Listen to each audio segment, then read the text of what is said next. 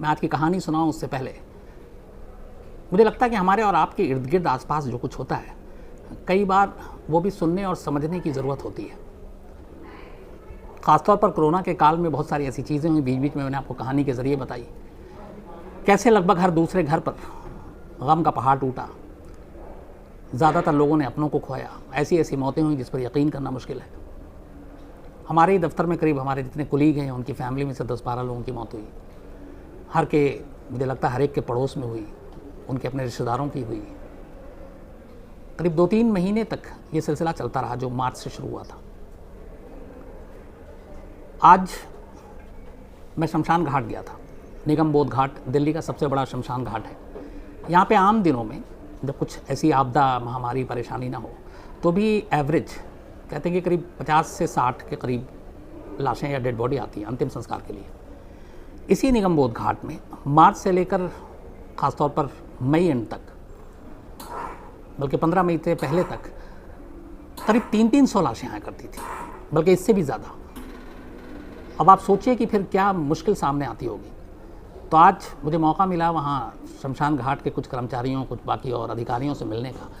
तो उस वक्त भी था तो उनसे कुछ हालांकि बात भी हुई। हुआ ये कि मेरे पड़ोस में एक लड़का रहता था। मैं उसको 18-20 साल से जानता हूँ, लेकिन उसका असली नाम मुझे आज पता चला। उसका असली नाम विजय नेगी। हालांकि मैं जब भी मिलता तो बिज्जी करके बात करता था, तो उसके तमाम जानने वाले घर वाले भी बिज्जी बुलाया करते थे। तो उसका नाम था विजय नेगी। तो सुबह सुबह उसकी आज करीब 6 बजे मौत हो गई अचानक। शादी नहीं हुई थी, उम्र भी बहुत ज़्यादा नहीं थी, और शुरुआती खबर यही थी कि शायद दिल का दौरा पड़ने से हुई। तो कुछ रिश्तेदारों को ये चिंता भी थी कि पता नहीं इस वक्त शमशान ले जाएं और वहाँ अभी भी कोरोना को लेकर जो अंतिम संस्कार उसमें कुछ अड़चन ना हो। तो इसी कोरोना की वजह से बहुत सारे लोगों से मेरी जान पहचान हुई। उसमें एक निगम बोध घाट के जो संचालक हैं सुमन गुप्ता जी, वो काउंसलर भी हैं और बहुत मदद की उन्होंने पिछले 2-3 महीने में, मुझे याद है, बहुत सारे लोगों के अंतिम संस्कार में। हालांकि मैंने कभी सोचा नहीं था कि किसी के अंतिम संस्कार के लिए भी सिफारिश करनी पड़ेगी, लेकिन ये दौर ऐसा आया कि करना पड़ा। तो आज फिर उसी सिलसिले में उनसे फ़ोन किया। उन्होंने हमेशा की तरह कहा कोई मुश्किल नहीं, आप आ जाइए। इसके बाद मैं वहाँ गया, आज दोपहर तक वहीं था। तो कई चीज़ें पता चली।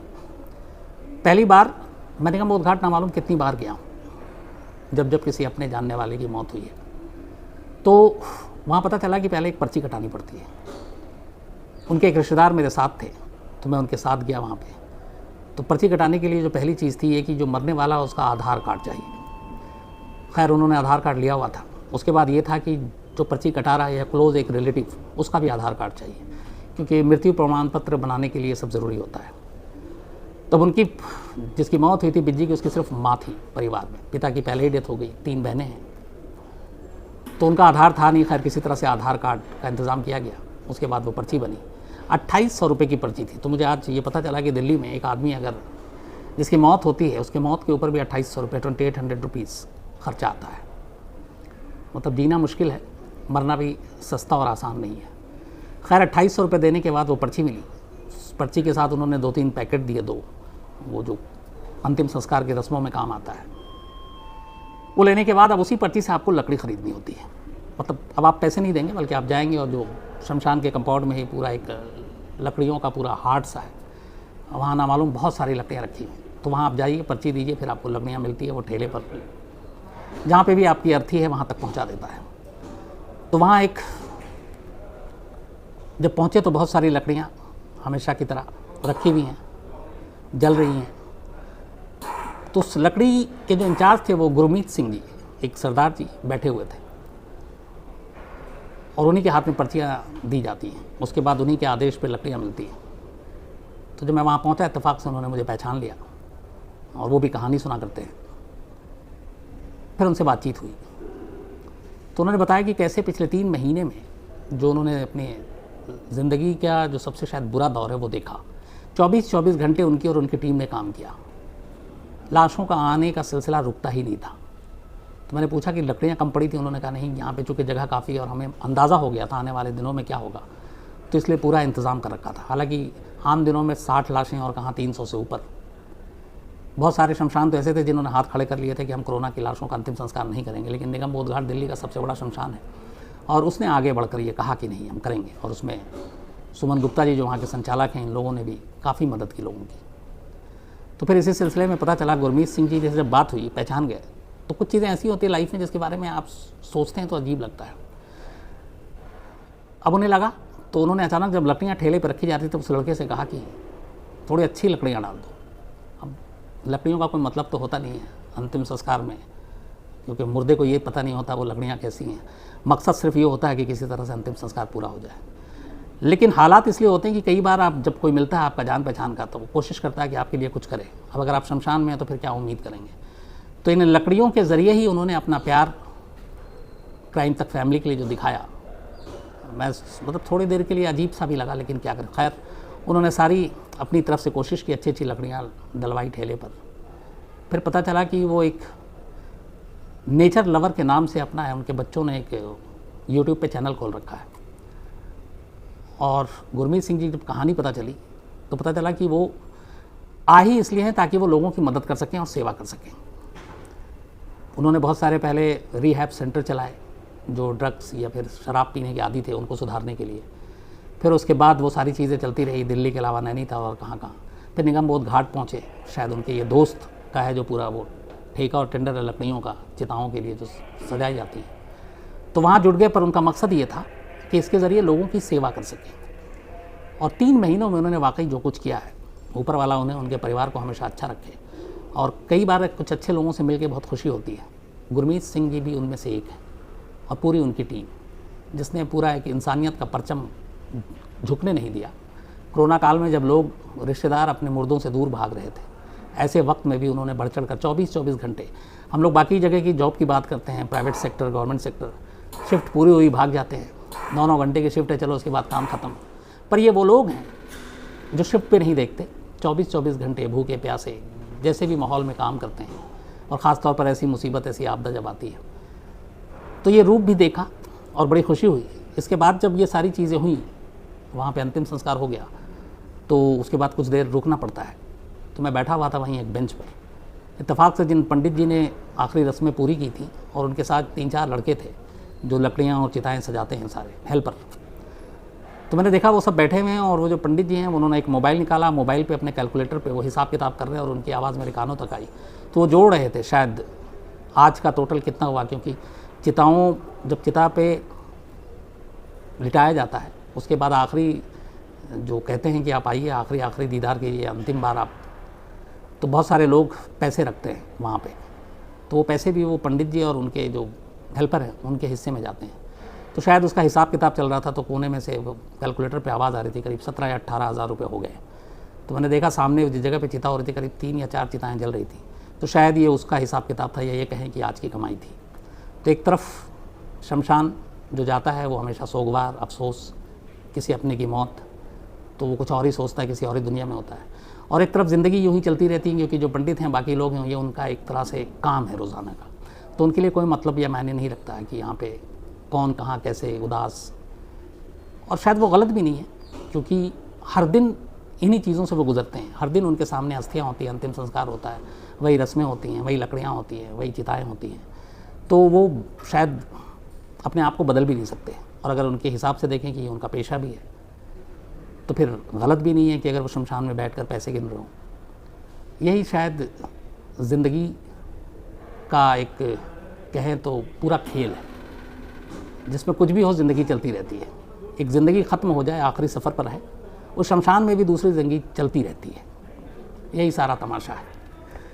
तो मुझे लगा ये दिल में सारी बातें थी, तो मैंने कहा कि आपसे शेयर करूं इस कहानी से पहले। अब आते हैं आज की कहानी पर। ये कहानी भी थोड़ी सी क्राइम तो है, लेकिन कई बार दुनिया में ऐसे क्राइम होते हैं जिसमें आपको क्रिमिनल से नफरत की बजाय थोड़ी सी हमदर्दी हो जाती है। कम से कम मैं अपने बारे में कहता हूँ कि जो कहानी आपको सुनाने जा रहा हूँ उसमें जो 2 कल्प्रिट हैं, जो अक्यूज़ हैं, जो मुलजिम हैं, क्योंकि अभी जुर्म साबित होना है, लेकिन कैमरे पर सब कुछ है, तो हो सकता है कि वो मुलजिम ना हो, मुजरिम ही हो, क्योंकि सब कुछ साफ दिख रहा है। मैं कोशिश करूँगा कि इस कहानी के बीच में वो वीडियो भी आपको कहीं कहीं पे दिखाऊं, सीसीटीवी फुटेज है। कोरोना ने बहुत सारी चीज़ें दिखाई, बहुत सारी ज़िंदगियों को प्रभावित किया, बहुत सारे लोग बेरोज़गार हुए। ऐसी एक बेरोज़गार पति पत्नी की कहानी है ये पति पत्नी अहमदाबाद में रहते हैं। इनकी एक छोटी सी टेलरिंग की दुकान है, कपड़े सीकर गुजारा करते हैं। इनके बच्चे हैं, ज़िंदगी फिर इनकी ठीक ठाक चल रही थी कोरोना काल से पहले तक। जो रोज़मर्रा की आमदनी थी वही आमदनी हो रही थी, लोग आते थे, लोकल लोग कपड़े सिलाते थे, जाते थे, इनका घर गृहस्थी सब कुछ ठीक चल रहा था, बच्चे पढ़ रहे थे। बीवी को कुछ प्रॉब्लम थी, बीमार थी, उनका दवा चल रहा था, तो हर महीने दवा का भी एक फिक्स खर्च था, लेकिन जो आमदनी थी उसमें सब कुछ इनके हिसाब से ठीक चल रहा था। मार्च 2020 के बाद कोरोना ने सूरत बदल दी ज़िंदगी की, लॉकडाउन हुआ, हर एक के रोज़गार पे असर पड़ा, इन पति पत्नी की ज़िंदगी पर भी असर पड़ा। और मैं यहाँ पे आपको ये भी बताऊँ कि इन पति पत्नी दोनों के नाम हैं, पर मैं जानबूझकर लेना नहीं चाहता हूँ। क्यों नहीं लेना चाहता हूँ ये मैं आखिर में बताऊँगा। तो इनकी भी ज़िंदगी पे असर पड़ा जब मार्च 25, 2020 के बाद पूरे देश में लॉकडाउन हुआ, दुकान बंद हो गई, आमदनी का कोई ज़रिया नहीं था, और बड़ी मुश्किल से कुछ दिन इधर उधर से लेकर लोगों से उधार इन्होंने सब कुछ चलाया। पेट भरना तो ठीक है, वो सब कुछ हो गया, लेकिन दवा ज़्यादा ज़रूरी थी क्योंकि बीवी बीमार थी और उन्हें दवा की ज़रूरत थी। बट हालात ऐसे बने कि पाई पाई को मोहताज हो गए, पैसे थे नहीं, दवा के लिए भी पैसे खर्च करने के लिए भी नहीं थे। तो ये सारा चलता रहा। फिर 2021 आ गया, बीच में 3 महीने के लिए हालात ठीक हुए, थोड़ी ज़िंदगी पटरी पे लौटी, लेकिन मार्च के बाद फिर कोरोना ने दूसरी बार दस्तक दी, हालात फिर बिगड़े, फिर लॉकडाउन शुरू हो गया। और अहमदाबाद के उस कृष्णा नगर इलाके में जहाँ पे ये लोग रहते थे शायद, वहाँ पे भी ऐसे ही दुकानें वकानें बंद हो गई। इसी दौरान में इन पति पत्नी ने कभी एक फ़िल्म देखी थी साउथ इंडिया की, हिंदी में आजकल डब सारे चैनल पे आते हैं, तो उसमें एक रॉबरी की पूरी एक सीन फिल्माई गई थी कि कैसे वो लूटपाट करते हैं। फिल्म देखने के बाद दोनों भूल गए, बात आई गई हो गई, लेकिन इधर अचानक हालात इनके अब इतने बिगड़े कि लगा कि बिना पैसे के ये ज़िंदा नहीं रह पाएंगे। पति खासतौर पर परेशान था क्योंकि उसे पत्नी के लिए दवा की ज़रूरत थी और दवा के लिए पैसे चाहिए थे, आमदनी का कोई और रास्ता नहीं था। इसके बाद इन दोनों मियाँ बीवी ने एक प्लान बनाया, और इस प्लान को जो बनाया सामने रखा उसी साउथ इंडियन हिंदी मूवी को जो डब करके दिखाई गई थी, जिसमें एक पूरी रॉबरी की सीन थी। इन्होंने कहा एक दुकान को लूटते हैं, एक जौहरी की दुकान जिसका नाम था गहना ज्वेलर। उन्होंने इसको टारगेट किया, पता किया, उसके बाद इन्होंने कहा कि हम इस दुकान को लूटेंगे। अब चूँकि दोनों पति पत्नी आम लोग, प्रोफेशनल क्रिमिनल भी नहीं, इससे पहले कोई क्राइम नहीं किया, तब सवाल यह कि दुकान लूटने के लिए हथियार की ज़रूरत होगी, हथियार कहाँ से लाए? इनके पास इतने पैसे नहीं, या फिर ऐसी कोई चीज़ नहीं कि लाइसेंसी हथियार हो। तो इन्होंने देखा था कुछ बच्चे टॉय गन से खेलते हैं, तो उन्होंने देखा एक टॉय गन बहुत ही हूबहू असली रिवॉल्वर की तरह लगता था। तो उन्होंने पता किया कि ये कहाँ मिलता है। उसके बाद उन्होंने उस टॉय गन को ख़रीदा, बच्चों के खिलौने को, जो बिल्कुल देखने में ओरिजिनल पिस्टल जैसा। बीवी ने एक घर में कामकाज के लिए हथौड़ा था, वो हैमर उठाया। इसके बाद आजकल कोरोना काल है, दोनों ने मास्क पहना, चेहरे पे स्कार्फ, हाथ में ग्लव्स सर्जिकल, आजकल बहुत सारे लोग पहनते हैं कोरोना की वजह से, कहीं से भी चेहरा दिखाई न दे उसके सारे इंतज़ाम किए। ये सब कुछ करने के बाद दोनों अहमदाबाद के कृष्णा नगर के इस गहना ज्वेलर में सुबह सुबह पहुंच जाते हैं। उस वक्त दुकान खुली थी और 3 लोग थे, दुकान के ओनर और साथ में जो उनके काम करने वाले लोग। जब ये घुसे उसके बाद ये सारा CCTV कैमरा है जो इस कहानी में भी आपको बीच में देखने को मिलेगा। तो ये 3 ही लोग थे और ये लोग अचानक दोनों घुसते हैं, और जो सबसे पहले जो पति है वो टॉय गन को दिखाकर उनको अपने एक तरह से कब्जे में ले लेता है। पत्नी हाथ में हथौड़ा लिए भी है। उसके बाद वो एक बैग लेकर गए थे, कहते हैं कि सारे जेवर इस बैग में डालो। धीरे धीरे वो बैग में जेवर डालता है, और इस दौरान में फिर पति एक शख्स को, उनमें से 3 में से, उसके दोनों हाथ पीछे बांधने की कोशिश करता है। बट चूँकि दोनों नौसिखिया थे, अनाड़ी थे, कभी इससे पहले क्राइम किया नहीं, उन्हें मालूम ही नहीं कि हाथ भी कैसे बांधते हैं पीछे करके। काफ़ी वक्त लग गया हाथ बांधने में। इस दौरान में उन दुकानदार जो था और उसके कर्मचारियों को इनके हाव भाव से लग गया कि ये लोग नौसिखिया हैं, ये पेशेवर अपराधी हैं नहीं, क्योंकि वो घबराए भी रहे थे और उससे हाथ भी नहीं बंध रहा था। तो जैसे ही उन्हें एहसास हुआ कि ये नौसिखिया, उनका हौसला बढ़ गया। उसके बाद जिस शख्स का हाथ बांधने की कोशिश कर रहे थे वो शख्स अचानक पलटता है और पति के ऊपर झपट्टा मारता है। इस दौरान में पति ने अपना पिस्टल जो है पत्नी के हाथ में दे दिया था, नकली जो था पिस्टल। जैसे ही वो झपट्टा मारता पति पर एक शख्स, बाकी के 2 लोग पत्नी के ऊपर झपट्टा मारते हैं और फिर दोनों घबरा जाते हैं। दोनों को वो किसी तरह दबोच लेते हैं, बाहर लेकर आते हैं। तब तक शोर शराबे में बाकी के जो पड़ोस के दुकानदार थे वो भी वहाँ आ जाते हैं और इस दौरान में दोनों को एक तरह से काबू कर लेते हैं। जैसे ही दोनों को काबू कर लेते हैं, दोनों ज़मीन पर बैठकर अब अचानक रोने लगते हैं। अब 2 ऐसे शख्स जो अभी दुकान लूटने की कोशिश कर रहे हैं, हाथ में पिस्टल है, हथौड़ा है, और वो पकड़े जाने के बाद अचानक ज़मीन पर बैठकर रो रहे हैं। तो ये बात वहाँ पे जितने भी लोग खड़े थे, दुकानदार जो बहुत गुस्से में भी थे, उन्हें बड़ी अजीब लगी।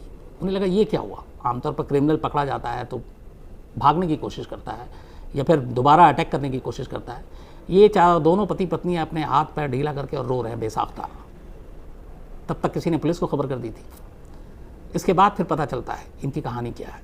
दोनों बताते हैं कि हम लोग यहीं एक दर्जी की दुकान है, वहीं काम अपने छोटी मोटी जो रोज़गार है चलाते हैं। कोरोना ने हमारी ज़िंदगी बर्बाद कर दी, पैसे हैं नहीं, बीवी को दवा के लिए पैसे चाहिए, हमें कोई और रास्ता सूझा नहीं। हमने सोचा कि किसी एक दुकान से कुछ पैसे या गहने लूट लेते हैं और उससे दवा भी आ जाएगी और थोड़ा घर गृहस्थी भी चल जाएगी।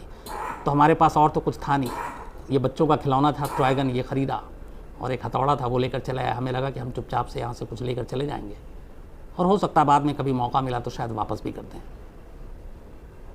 लेकिन चूंकि दोनों ने एक जुर्म तो किया था और वो ये था कि आप दुकान को लूटने जा रहे हैं। नंबर 2, अगर आप आईपीसी सेक्शन के हिसाब से भी चलें तो अगर नकली हथियार भी अगर आप सामने किसी की तरफ उसको पॉइंट करते हैं, उसको तानते हैं, तो वो भी एक सेक्शन के तहत जुर्म में होता है, क्योंकि सामने वाले को पता नहीं कि वो असली है कि नकली है।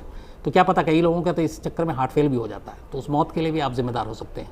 तो उन्होंने हालांकि एक नाकाम कोशिश की लूट की, लेकिन नकली हथियार के दम पर और जो इनका मकसद था और जो इनका बैकग्राउंड था उसको देखते हुए शायद मजबूरी में ये दोनों क्रिमिनल बनने जा रहे थे। अब मैंने शुरू में आपसे कहा था कि मैं नाम दोनों का इसलिए नहीं लूँगा क्योंकि मेरी नज़र में ये दोनों कहीं से गुनहगार नहीं थे। इससे पहले ना इन्होंने कोई क्राइम किया, पेशेवर क्रिमिनल भी नहीं है। हाँ, यहाँ पे इन्होंने एक जुर्म ज़रूर किया है, एक लूटपाट की नाकाम कोशिश की, उसके लिए बाकायदा तमाम धाराएँ हैं। अब पुलिस उन्हें पकड़ चुकी है, मामला कोर्ट में जाएगा। पर मुझे लगता है कि पुलिस हो या कानून हो, जब इस मामले में सज़ा सुनाई जाए जो भी हो, तो उनकी इस पूरी ज़िंदगी, कोरोना से उनका असर और किस हालात में उन्होंने ये जुर्म करने की कोशिश की, मुझे लगता है इसको ज़रूर ध्यान में रखा जाना चाहिए। क्योंकि कानून और इंसाफ और सज़ा इसलिए है कि बुरे लोगों को सज़ा दी जाए, और कानून ये भी कहता है जो हालात के मारे हैं, जो हालात की वजह से मुजरिम बने हैं, उनको सुधरने का मौका दिया जाए, समाज की मुख्य धारा में लौट आने का मौका दिया जाए और उनके साथ थोड़ी मुरब्बत और रियायत बरती जानी चाहिए। तो मुझे पूरी उम्मीद है कि इन पति पत्नी के साथ भी कानून जो है वो रहम दिखाएगा और जो कुछ उन्होंने किया है उसकी कम से कम शायद सज़ा मिले। ऐसे लोगों के लिए मतलब बहुत ज़्यादा आप सख्त कड़े इस तरह के रवैये अपनाएं तो मुझे लगता है कई बार ठीक नहीं होता है। हालांकि जुर्म होता है, लेकिन ये देखना ज़रूरी होता है कि उस जुर्म करने वाला जुर्म किस हालात में करता है।